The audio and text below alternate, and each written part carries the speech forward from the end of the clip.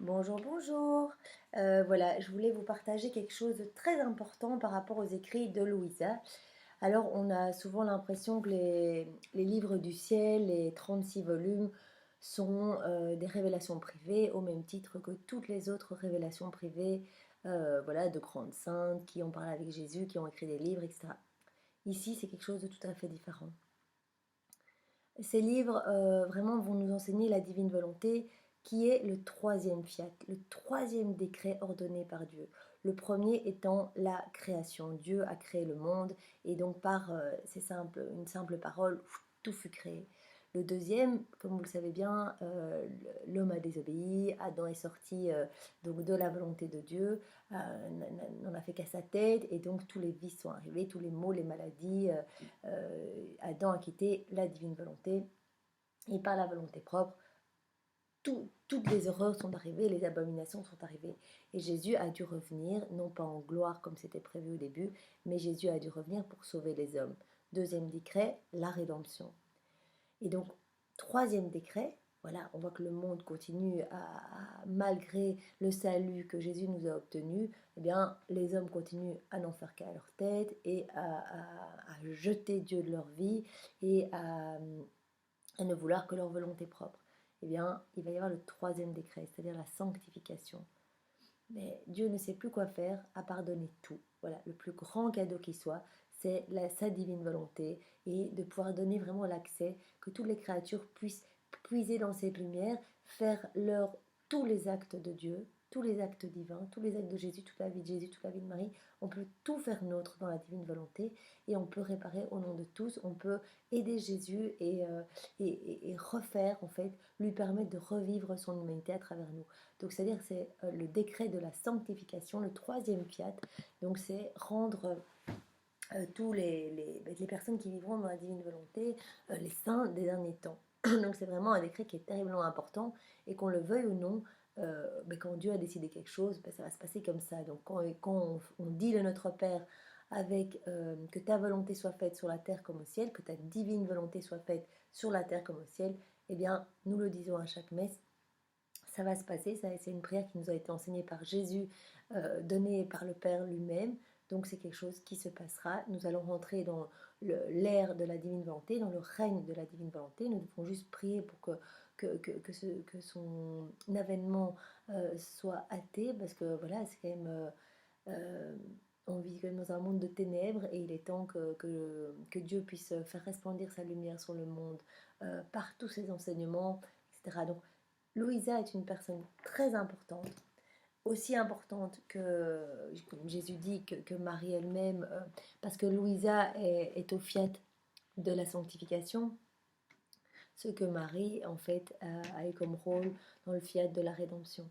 Donc ce sont vraiment, Marie et Jésus forment le tout premier maillon, en fait un maillon unique, et Louisa est le second maillon. Donc vraiment, elle est importante. C'est pas une petite sainte comme ça où on dit voilà, on lit Louisa comme on lirait Saint Jean de la Croix. Tous ces saints ont été magnifiques et ont enseigné les vertus de Jésus, les vertus de Marie, etc. On nous ont appris à vivre de manière sainte. Mais ici, Louisa nous apprend à nous plonger en Dieu en fait et à devenir des détenteurs de la divine volonté. C'est-à-dire que de laisser Dieu agir en nous. Nous ne sommes plus seulement comme des serviteurs de Dieu à faire tout pour plaire à Dieu. Ici, nous détenons sa volonté. Et c'est comme si Jésus pouvait continuer son humanité à travers nos actes, à travers nos pieds, à travers nos regards, nos paroles, etc. Alors Louisa demande à Jésus, mais comment ça se fait que tu n'as pas enseigné ça avant, lorsque tu es venu?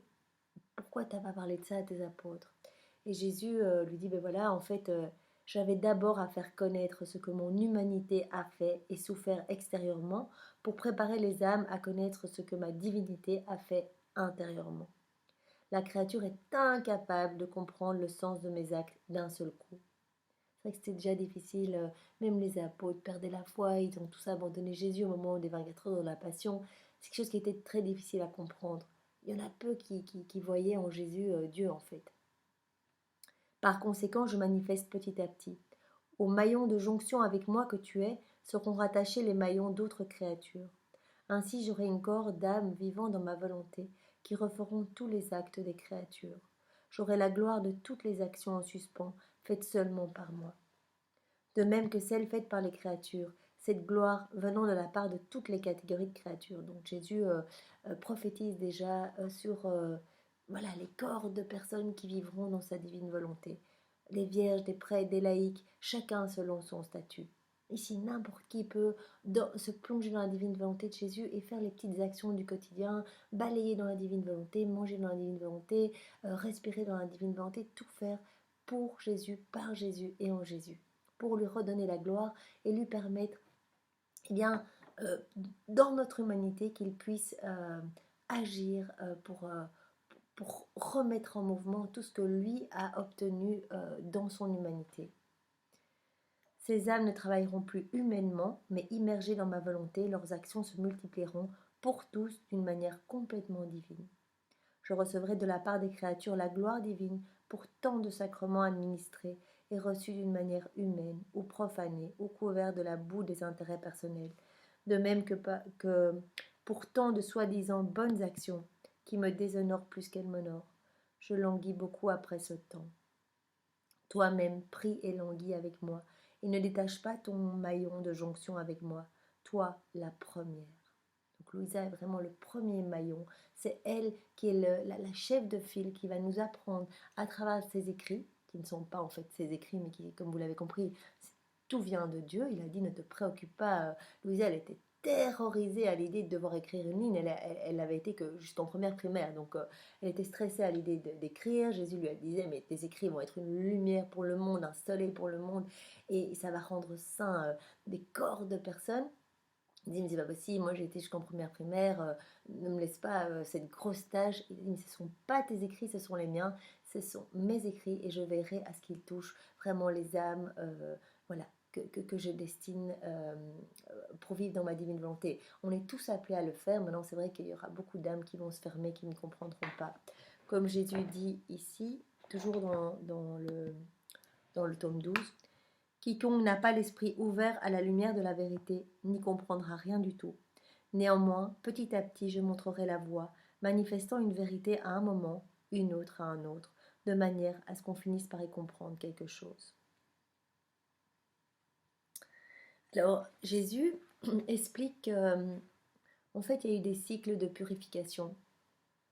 Voilà, il y a eu la création, comme on sait, voilà, Adam n'a pas voulu faire la volonté, rester dans la divine volonté, il était comblé, il était dans la plénitude totale, un cycle d'amour réciproque, etc. avec Dieu, il recevait tout, il devait tout rendre. À un moment, il y a eu cette épreuve, comme on a vu ce matin avec la méditation du jour, Dieu a voulu tester sa fidélité, il y a eu cette épreuve et il a chuté en justement prenant le fruit défendu. Il a tout perdu, il était chassé du paradis. Et donc tous les vices, les maux de la société, les maladies, la vieillesse, mais toutes les catastrophes et les ignominies ont suivi. Et alors donc Dieu a dû purifier cette génération qui était devenue complètement terrible, qui était en désunion complète avec Dieu et qui blasphémait plus qu'elle ne louait. On est appelé à louer, à glorifier, etc. Et finalement, l'homme, en prenant sa propre voie, ben, en se détachant complètement de Dieu, l'offensait à chaque instant. Et donc, il a renouvelé le monde. À la fin du premier du bilan, il a renouvelé par le déluge. Donc, il a vraiment purifié la terre par le déluge, donc avec l'arche de Noé. À la fin du second 2000 ans, je l'ai renouvelé, donc Jésus dit, par ma venue sur la terre. Donc vraiment, après, il y a eu cette purification par la rédemption. Jésus aurait dû revenir en gloire. Voilà, il a dû prendre l'option B, revenir, être crucifié, refaire la vie de chacun. Et il a purifié par la rédemption, par sa mort, par son passage sur la croix. À travers l'humanité de Jésus, comme à travers un treillis, ma divinité s'est laissée deviner. Les bons et les très saints des 2000 ans qui ont suivi cette venue ont vécu des fruits de mon humanité et ont joui un petit peu de ma divinité. Actuellement, nous sommes très près de la fin de la troisième période de 2000 ans. C'est vrai, quand Jésus est apparu, donc tous ces enseignements à Louisa, ça s'est passé pendant, je pense, entre la Première et Deuxième Guerre mondiale. Donc vraiment, voilà, très proche des 2000 ans. Il y aura un troisième renouveau. C'est là la raison de la confusion générale actuelle, qui n'est rien d'autre que la préparation au troisième renouveau.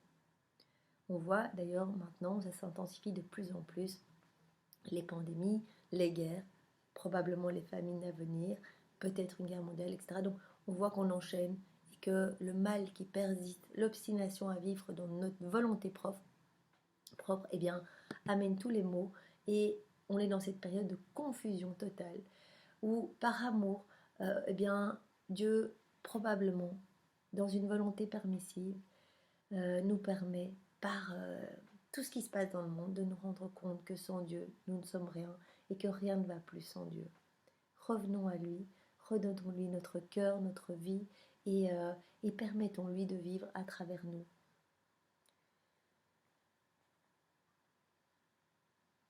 À ce troisième renouveau, après que la terre aura été purifiée et une grande partie de la génération présente détruite, je serai encore plus magnanime pour les créatures. Je réaliserai le renouveau en manifestant ce que ma divinité a fait dans mon humanité. Comment ma divine volonté a travaillé de concert avec ma volonté humaine. Comme tout est lié en moi, comment j'ai refait toutes choses, comment chaque pensée des créatures fut refaite par moi et scellée par ma divine volonté. Mon amour veut s'épancher en faisant connaître les excès que ma divinité a faits dans mon humanité en faveur des créatures, excès allant bien au-delà de ce qui a pu paraître extérieurement. C'est pourquoi je t'ai tant parlé de la vie dans ma divine volonté, Louisa.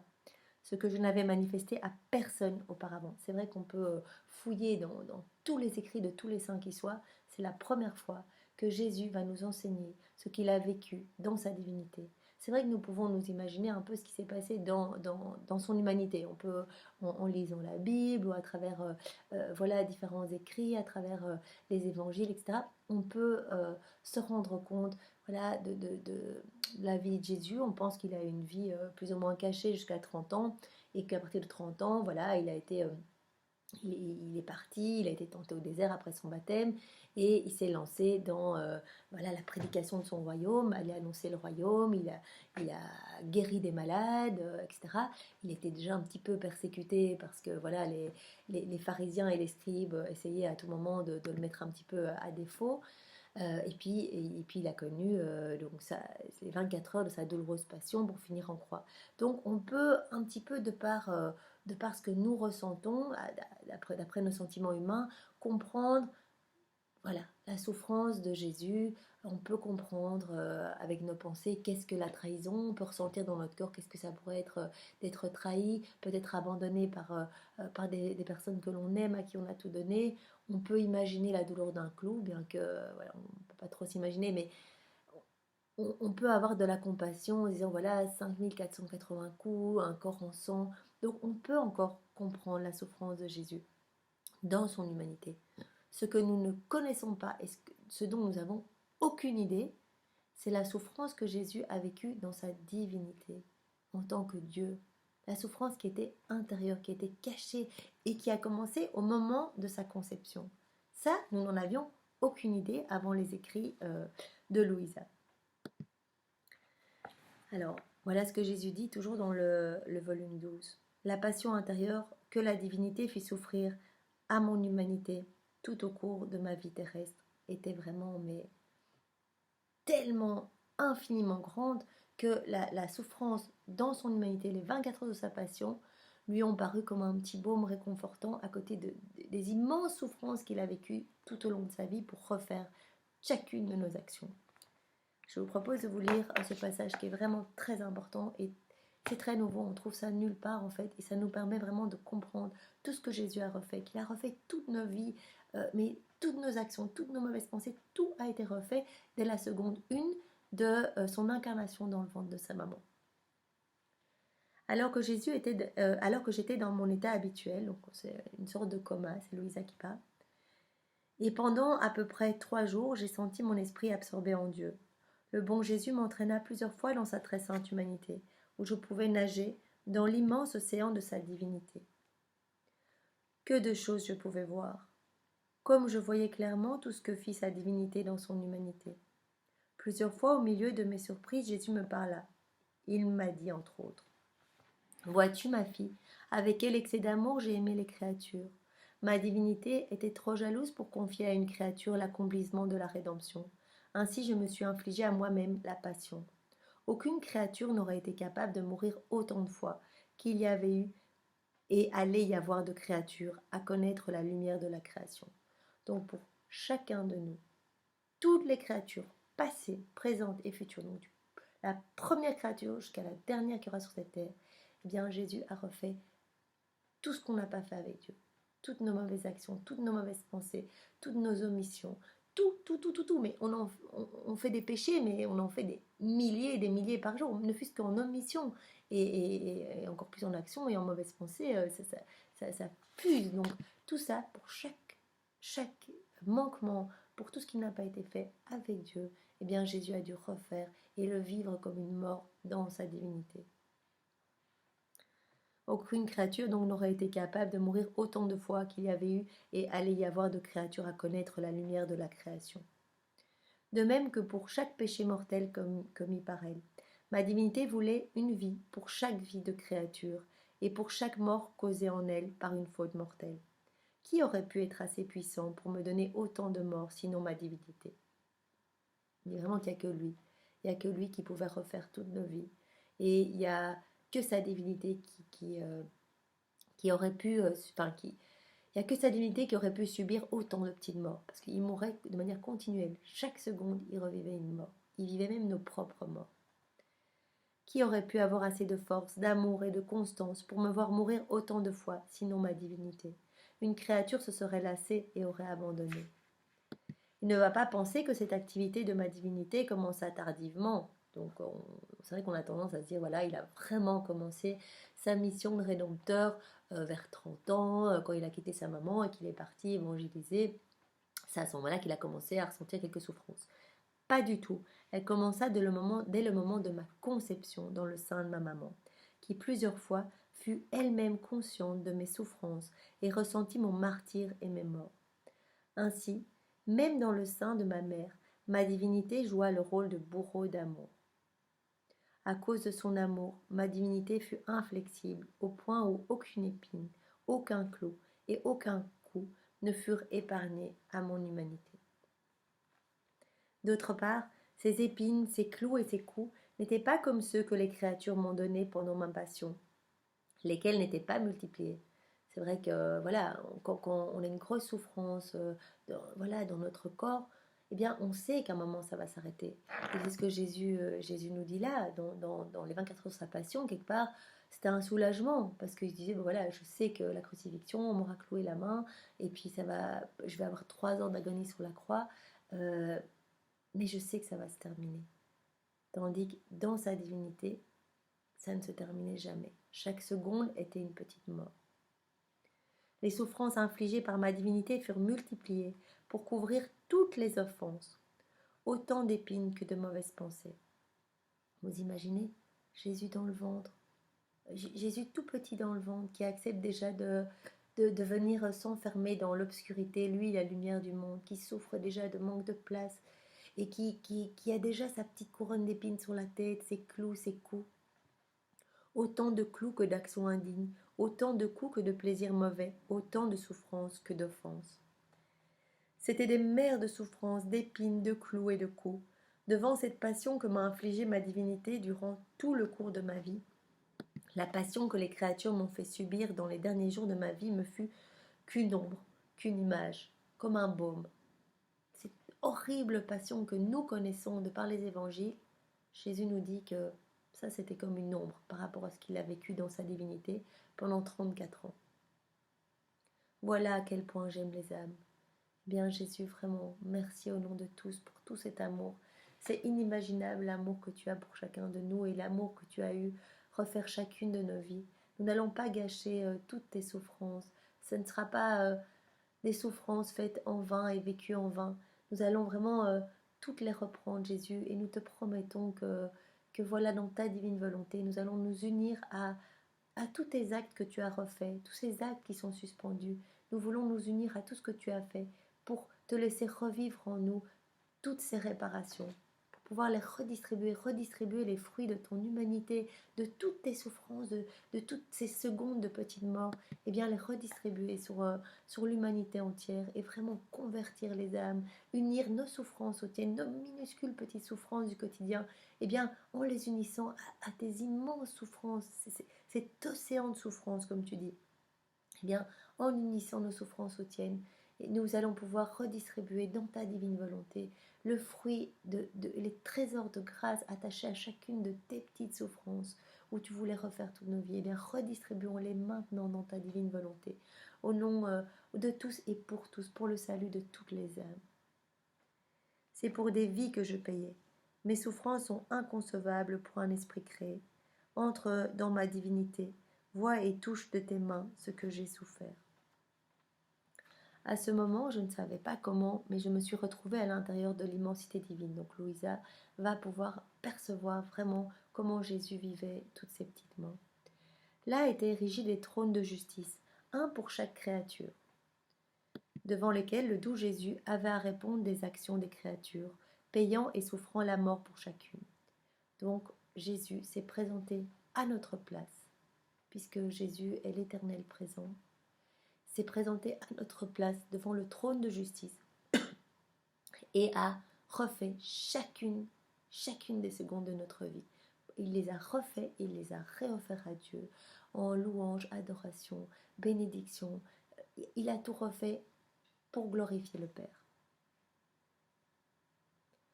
Donc payant et souffrant la mort pour chacun de nous. Comme un doux petit agneau, Jésus était tué par des mains divines pour ensuite revenir à la vie et souffrir encore d'autres morts.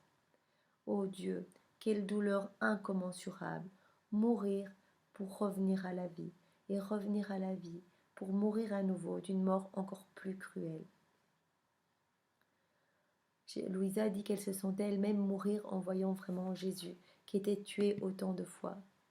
Voilà ce qu'elle dit. J'aurais voulu épargner ne fût-ce qu'une mort à celui qui m'aime tant. Oh, comme j'ai bien compris que seulement la divinité pouvait faire souffrir autant le doux Jésus, et se vanter d'avoir aimé les hommes à ce point, à travers de telles souffrances. Ni les anges, ni l'homme, ni les hommes n'auraient eu cette capacité d'aimer jusqu'à cet héroïsme. Seulement un Dieu le pouvait, mais qui pourrait tout dire? Eh bien, c'est vrai, Jésus, toutes ces souffrances nous montrent vraiment ton amour immense, et nous te remercions, et je viens maintenant dans ta divine volonté te remercier au nom de tous et me prosterner à tes pieds, te dire vraiment toute ma reconnaissance et ma gratitude. Parce que Jésus souffre terriblement de... Voilà, vous voyez tout ce qu'il a fait pour nous, et il souffre de nos manques de reconnaissance. J'ai vu ce matin dans un autre passage qu'une des blessures les plus grosses du cœur de Jésus, les plus grandes du cœur de Jésus, une des 3 blessures, une blessure mortelle pour son cœur, est l'ingratitude.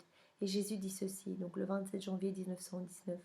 Par l'ingratitude, la créature bloque l'entrée de mon cœur, en prend la clé et la ferme à double tour. Alors mon cœur se gonfle de chagrin, parce qu'il voudrait déverser ses grâces et son amour, mais qu'il ne le peut pas. Il devient fou et perd espoir que sa blessure soit guérie. La gratitude des âmes me donne une souffrance mortelle. Eh bien oui, Jésus a tout souffert pour nous sauver, et il n'attend qu'une chose, bien que nous le remercions, que nous nous mettions à genoux et que nous acceptions tous les cadeaux qu'il nous a gagnés, toute cette vie refaite. Le problème, c'est qu'il y a beaucoup d'hommes qui ferment la porte de leur cœur et par là même, en fait, verrouillent le cœur de Jésus en disant mais on ne veut pas toutes les grâces et toutes nos vies refaites, on ne les veut pas. On veut vivre souillé dans le péché, on veut que notre âme soit sale et on veut se débrouiller nous-mêmes et on veut, en fait, indirectement, on veut se perdre, on veut partir en enfer. Et Jésus qui a tout vécu, vous voyez, pas seulement les 24 heures, mais tellement de souffrance, eh bien, ça le fait délirer de souffrance de voir que les âmes ne veulent pas de ces cadeaux et rejettent le prix de ces souffrances, rejettent tout ce sang qui a été versé pour nous, mais aussi toutes ces douleurs et cet océan de souffrance qu'il a vécu dans sa divinité pendant 34 ans, à chacune des secondes. Quand on voyait le petit Jésus qui allait ramasser des fleurs pour les offrir à sa maman, et bien à ce moment-là, déjà, il vivait à chaque seconde nos morts, nos vies refaites. Il refaisait toutes nos actions, etc. Donc, acceptons ce cadeau et maintenant, au nom de tout Jésus, je viens te dire merci et je veux accepter toutes ces vies refaites. Je viens prendre la vie que tu as refaite pour moi et je viens dans ta divine volonté me revêtir de ta lumière pour pouvoir me présenter devant le trône de ton Père avec toute la lumière que tu m'as acquise, toutes les grâces que tu m'as acquises. Et je veux le faire au nom de tous les hommes passés, présents et futurs pour que aucune de tes souffrances ne soit perdue, Jésus.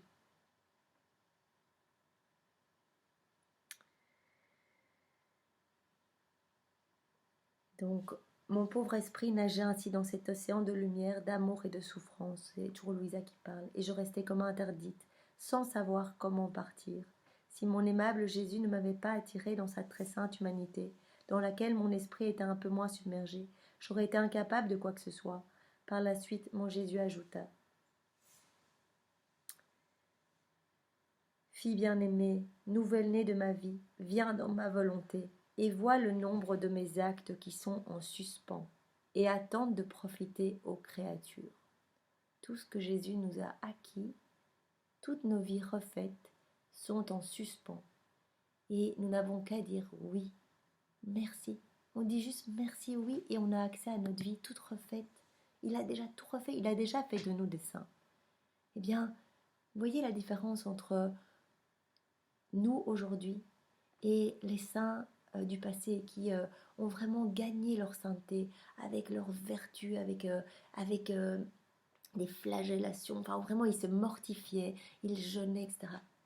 Eh bien nous avons la chance maintenant de connaître les trésors des livres du ciel, les enseignements même de Jésus qui nous dit: tout a été refait, vous ne devez rien faire, je vous fais déjà saint. Le simple fait de dire oui Jésus, je veux vivre dans ta divine volonté et viens agir à travers moi pour refaire de ma vie tout ce que tu as déjà gagné par tes souffrances, eh bien ça lui fait immensément plaisir parce que il ne peut pas avoir souffert tout ça pour rien, c'est pas possible. Nous devons ouvrir notre cœur et nous devons lui demander cette vie dans la divine volonté. Et c'est pour ça que les enseignements de Marie tous les jours, ces méditations tous les jours, où pas à pas elle nous amène dans la divine volonté, eh bien ces enseignements sont terriblement importants parce que ils vont nous amener à voir déjà que Marie elle-même a vécu jour après jour et seconde après seconde toutes les petites morts de Jésus puisqu'elle était dans la divine volonté elle aussi. Eh bien, elle-même sait l'importance de cette vie de reconnaissance, d'amour et de laisser la lumière de Dieu vraiment nous laver, nous nettoyer, purifier notre âme et agir à travers chacun de nos mouvements. Donc laissons-nous conduire par Marie, prenons-lui la main jour après jour pendant ce mois de mai pour nous laisser enseigner et nous diriger toujours plus vers ce que Dieu attend de nous. Il nous a prévu un chemin de sainteté, tout a déjà été refait. Allons-y, ne perdons pas ce beau cadeau, quoi. Ma volonté doit être en toi comme la roue principale d'une montre. Si celle-ci tourne, toutes les autres vont tourner et la montre marquera l'heure et les minutes. Tout résulte du mouvement de la roue principale, donc de la volonté de Jésus. Si cette roue ne bouge pas, la montre reste sans mouvement. La roue principale en toi doit être ma volonté, laquelle doit donner le mouvement à tes pensées, à ton cœur, à tes désirs, à tout. C'est la volonté de Jésus qui doit vraiment animer tout ce que nous sommes, pour que notre vie fonctionne et que nous portions de bons fruits et que nous soyons de bons instruments entre ses mains. Comme ma volonté est le centre de mon être, de la création et de tout, ton mouvement émanant de ce centre pourra se substituer au mouvement de toutes les créatures. Eh bien, Dieu nous donne vraiment la clé pour pouvoir glorifier le Père au nom de tous, nous plonger dans sa divine volonté et refaire les actes de tous ceux qui offensent le Seigneur, tous ceux qui ne veulent pas, tous ceux qui ferment leurs portes aux grâces. Eh bien, nous pouvons nous-mêmes reprendre les actes de ces personnes, les actes offensants, blasphématoires.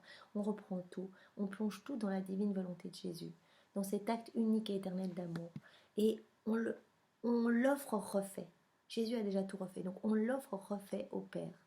Et on lui dit: voilà Seigneur, on t'offre à la place de ces horreurs que j'entends, eh bien je t'offre la louange, l'adoration, les prosternations, des bénédictions au nom de toutes ces personnes qui ne t'aiment pas, dans ta divine volonté. Seigneur, avec tes bénédictions à toi, tout ce que tu as déjà refait avec ton amour, avec tes adorations, avec tes paroles de louange, on reprend tout ce que toi tu as fait, et nous, on n'est qu'un instrument, mais par le biais de ta divine volonté, on va pouvoir refaire les actes de toutes les personnes qui t'offensent. Et c'est ça la réparation, et nous sommes appelés à le faire. Moi, je suis très bouleversée quand je vais dans des églises et, euh, et que je vois à l'occasion de différentes messes, de baptêmes, de peu importe de confirmation, comment les personnes ne se rendent à la messe que voilà que par mondanité, convention sociale. Et vraiment, je suis profondément triste pour Jésus. Parce que je me dis, ces âmes ne sont pas du tout disposées à le recevoir et en fait ne se rendent pas compte de ce qui s'opère pendant la messe. Eh bien, déjà ça, je peux déjà reprendre toutes ces communions mal faites, toutes ces prières peut-être mal faites ou non faites, et les plonger dans la divine volonté de Dieu qui a déjà refait la vie de ces personnes, et offrir la vie de toutes ces personnes, ou du moins la messe qu'elles sont en train de vivre, offrir tout ça dans la divine volonté de Jésus, avec l'amour de Jésus, les louanges de Jésus, tout plonger dans la divine volonté de Jésus et tout offrir beau pour le Père. Et c'est comme ça que nous pouvons réparer et nous pouvons décliner évidemment ça à l'infini. Une personne nous offense, eh bien demandons pardon au Père pour cette personne. Demandons-lui pardon parce que c'est Jésus qui est offensé par des méchancetés qui nous sont peut-être adressées. Eh bien reprenons les paroles de cette personne, plongeons ces paroles dans la divine volonté et referons ces paroles toutes belles, toutes pures à Jésus, toutes pleines d'amour pour Dieu. Voilà, sur n'importe quoi, on entend parler maintenant d'avortement, des lois d'avortement aux États-Unis. On peut avorter jusqu'au 9e mois, mais c'est un infanticide et c'est un tribut que l'on voue à Satan en fait. J'avais vu dans une révélation privée que toutes les âmes qui étaient avortées, en fait, ce sont des âmes qui seront éternelles, même si elles sont avortées à une semaine de conception, l'âme reste éternelle au même titre que la nôtre. Eh bien, c'est comme si les parents qui avaient avorté, quelle qu'en soit la raison, offraient leur enfant en tribut au diable pour lui donner plus de puissance. Eh bien, nous pouvons aussi réparer pour ça, refaire toutes ces mauvaises décisions et demander pardon au nom de tous ces parents qui peut-être voilà, n'avaient pas d'autre solution et n'ont pas compris en fait l'enjeu de leur action, que ça allait faire descendre un peu plus de ténèbres sur le monde, que leur acte allait offenser tellement le Seigneur. Eh bien, nous pouvons tout refaire. Les euthanasies, nous pouvons refaire, demander pardon au nom des personnes voilà, qui pratiquent l'euthanasie tous les jours. Nous pouvons en fait consoler Jésus à chaque instant, dans la divine volonté, nous plonger en lui et dire tu as déjà tout refait Jésus. Toutes tes souffrances n'ont pas été vécues dans ton humanité, dans ta divinité pour rien. Je viens toutes les reprendre Jésus et je viens te réoffrir toutes ces souffrances au nom de ces personnes qui t'offensent. Et je viens te réoffrir tout ton amour pour chacune des âmes, au nom de toutes ces âmes qui se ferment et qui ne veulent pas de toi. Parce que, comme je l'ai dit au début, tout est organisé et on vivra dans le royaume de la divine volonté. Maintenant, on ne sait pas quand ça va arriver, mais nous allons devoir passer, je ne sais pas comment on va passer des temps actuels avec un monde tellement mauvais qui ne vit que pour l'ego, les choses matérielles du monde, etc., à ce monde-ci. Comment on va passer de ce monde-ci à un monde où tous les yeux seront rivés vers le ciel et nous serons tous dans un amour immense dans la divine volonté. Ben, il va y avoir une purification. C'est obligé, on ne peut pas passer de notre méchanceté actuelle à tout d'un coup un amour fou pour le Père où on vivra tout par Jésus, pour Jésus, en Jésus. Donc cette période de purification pourra se faire peut-être par l'illumination des consciences, par tout ce qui a été annoncé dans les prophéties.